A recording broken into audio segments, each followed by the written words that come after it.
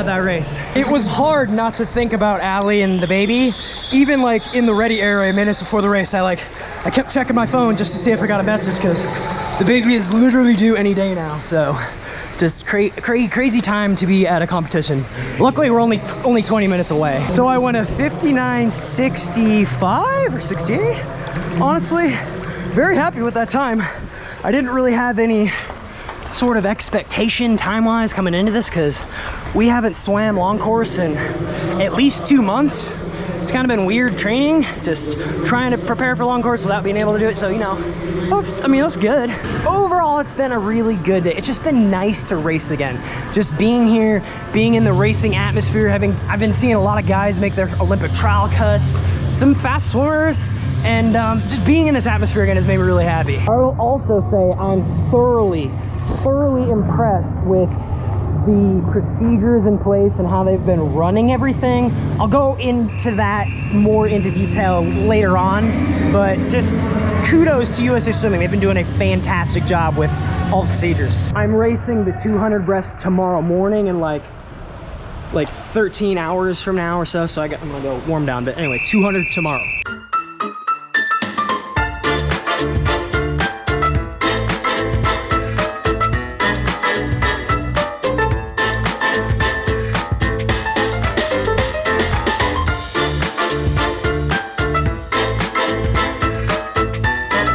I just finished my 200 breast.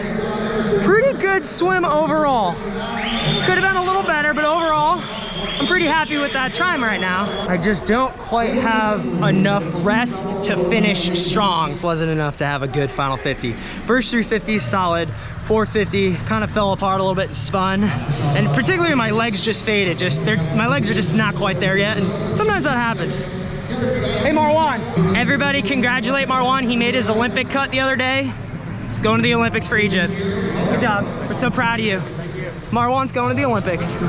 Made me really happy. Some of the procedures they have in place here, like the COVID restrictions, are one-way walking areas. So this is the way out, and then to enter, hello, and then to enter you have to go down the stairs on the other side. So it's just a big loop, so nobody ever like passes each other. And then another thing that they did is they split the seating, so half of the teams got this whole side of the bleachers, and then half the teams got the other whole side.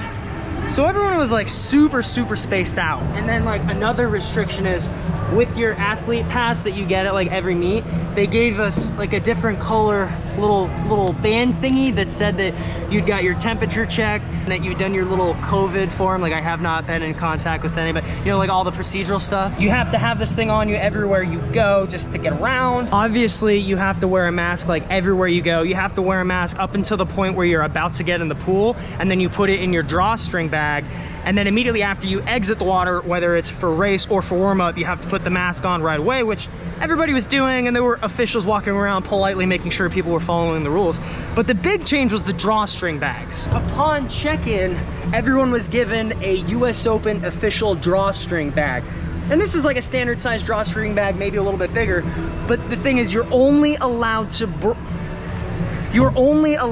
bring whatever you can fit in here on deck. If you can't fit all your stuff in this bag, you can't bring it with you past the bleachers up here. You can't bring it with you on deck. So if you have a sweatshirt, if you have equipment, if you have, you know, sweatpants, whatever it is, you got to be able to fit it in this bag, and you have to leave your actual swim bag up here in the stands. The way this meet was run was incredibly efficient.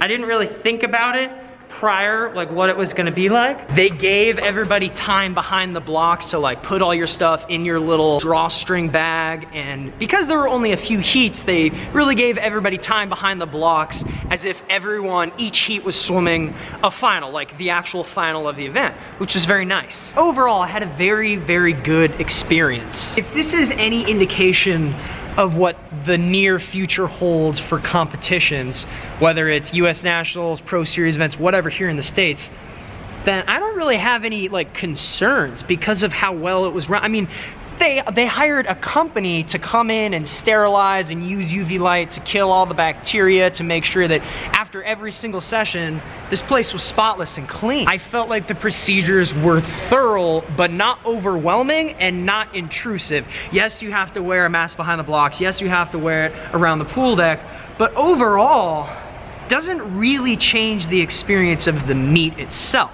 The meet definitely felt like it was lacking a little bit of energy. It kind of felt like a glorified time trial, right? Like we had officials here, thankfully we had officials here that were officiating the meet, that were doing a really good job making sure everyone was following procedures, kindly I might say. But you know, they split the guys and the girls. There were only 80 people per session, so it just felt very, very empty and very, very open. Which is a good thing and a bad thing. A good thing on the protecting people from COVID front and following rules front, but as far as creating a championship meet like atmosphere, that wasn't there, right? The energy just wasn't, it really wasn't there. And I don't know if that's necessarily something you can accomplish with a smaller group of swimmers. I think maybe say you take, obviously ISL was happening right now, so like the majority of the US national team swimmers are in Budapest competing, or they're on their way back from competing, so they weren't here. But say you take the top 6 fastest swimmers in the United States and plop them here in a meet, would that then change the atmosphere? Would it then feel like a true US nationals? Would the energy on deck be what it should be without the crowd? Maybe. I don't know for certain. I just know for me personally, you know, although there were some good swimmers here, I didn't have any real competition, right? Like I didn't have any top 3, top 4 US national team breaststrokers here to race against. There's a couple other sites around the country where there are some good breaststrokers, and I was kind of checking results to see like what they went, to see where I stacked up, you know, with this whole satellite meet thing. But without everybody here, it's just missing something, you know? I was very excited to have this meet because it was close to home, because the baby is due like literally any day now. Like I've been checking my phone every few minutes just to make sure everything's okay. Like, is Allie going into labor yet? Overall, I will say a very positive experience. Very grateful that I was able to race again after 9 months. Pretty happy, fairly satisfied with the times overall. I mean, you could pick apart the races here and there, but the bottom line is it's the first competition in 9 months. We haven't had any long course training in several months, and I've got a baby on the way. Like there's been a lot of stress in the last few weeks, personally in my life. So, you know, overall, yeah, pretty happy with where things are going right now. The freezer back in. What you doing? I'm Spider-Man. Oh, are you actually winning? I am Spider-Man. Look at me go. Look. I don't know. Puff's not sure about that. Oh my gosh, this is so cool. Oh, Puffy. One more thing. I've heard through the grapevine that there's a chance that US Olympic trials next summer could happen in Indy. The way USA Swimming has run their trials the last 3 Olympic cycles is having a trials in a giant venue in Omaha that seats like 15 to 20,000 people. But here we are like, what, 9 months out from, not even that, like we're probably 8 months out from Olympic trials next summer. And right now we can't have spectators at sporting events. And COVID is kind of spiking everywhere. So what is the likelihood that we will be allowed to have crowds at sporting events next summer? I don't know, but if that can't happen, if that can't take place, if we can't have what a normal trials, then they need to do something different, and it wouldn't make a whole lot of sense for them to have Olympic trials in a giant venue, you know, like the QS Center in Omaha, when they could do it somewhere else. Anyway, I've just heard that the plan B right now might be to do it in Indy. For a lot of the reasons that I discussed at US Open, the way that it was run, the way that everybody's able to be spaced out, It's central in the country. It's a pool that everybody likes. Obviously, it's an awesome facility.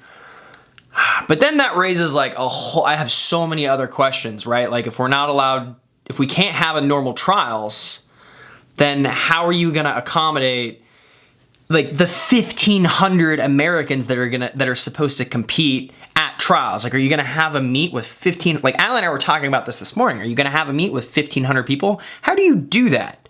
Like, how do you do that and properly social distance?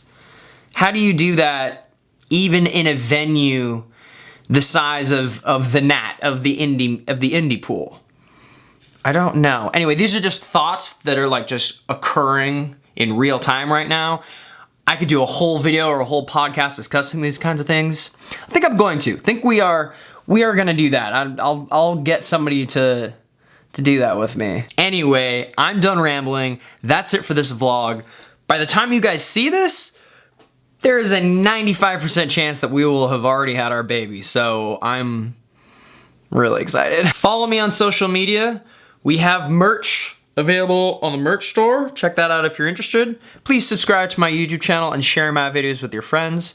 That really helps me. Vlogs every Wednesdays, and I will see you guys in my next video.